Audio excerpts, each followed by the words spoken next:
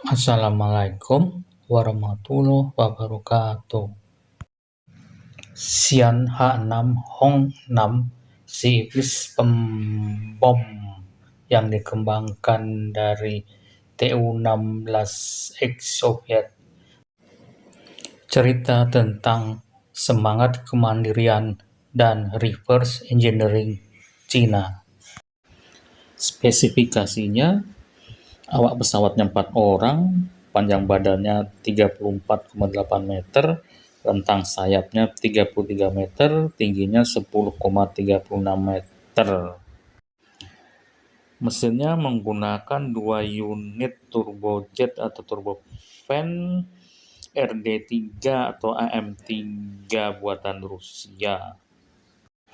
Kecepatan maksimumnya 1050 km per jam, kecepatan jelajahnya 768 km per jam, jangkauan terbangnya sampai 6000 km, akan tetapi jangkauan tempurnya 1800 km, kemudian tinggi terbangnya sampai 12,8 km.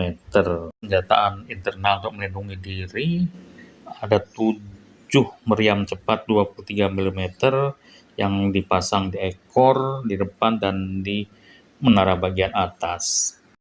Mampu membawa bom konvensional seberat 9 ton dan membawa 2 misil anti-kapal.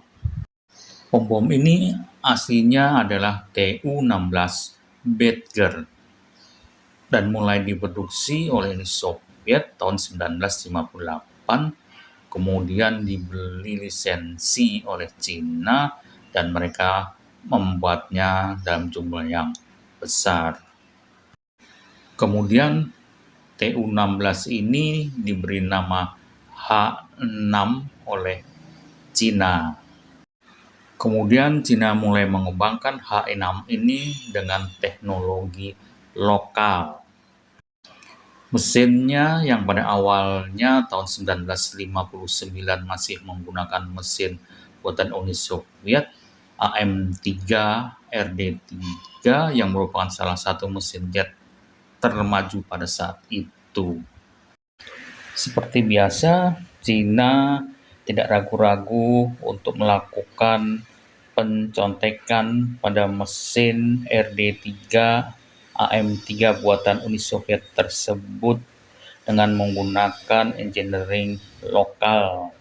Mulai tahun 1960, Cina mulai melakukan re-engineering dari mesin AM3 RD3 Mikulin buatan Uni Soviet yang merupakan mesin dari Tu-16. Cina memberi nama mesin buatannya ini dengan kode WP8 dengan spesifikasi yang sama, yaitu panjangnya 5,38 meter, diameternya 1,4 meter, dan beratnya 3,1 ton, dan mampu memberikan daya dorong 85,3 kN dan rasio dorong terhadap beratnya 2,81.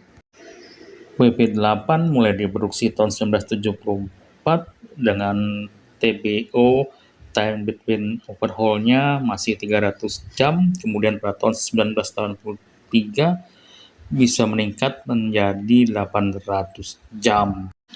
Begitu juga dengan avionik, radar, dan sistem persenjataan, semuanya sudah buatan Cina. Jadi dari tahun 1960 sampai dengan tahun 2022 ini, jadi 62 tahun Cina sudah bisa memproduksi, re-engineering Tu-16 menjadi H6 dengan 100% buatan teknologi lokal. H6 ini dikategorikan oleh Cina sebagai pembom strategis mereka, dan mereka memiliki jumlah sampai ratusan unit dengan berbagai versi. Versi terakhir H6 sudah tidak menggunakan persenjataan internalnya untuk melindungi diri, jadi meriam-meriam cepat 23 mm sudah tidak digunakan. Mereka menggunakan sistem anti-jam atau perang elektronik dan menjadi tumpuan platform pembawa senjata anti kapal Cina.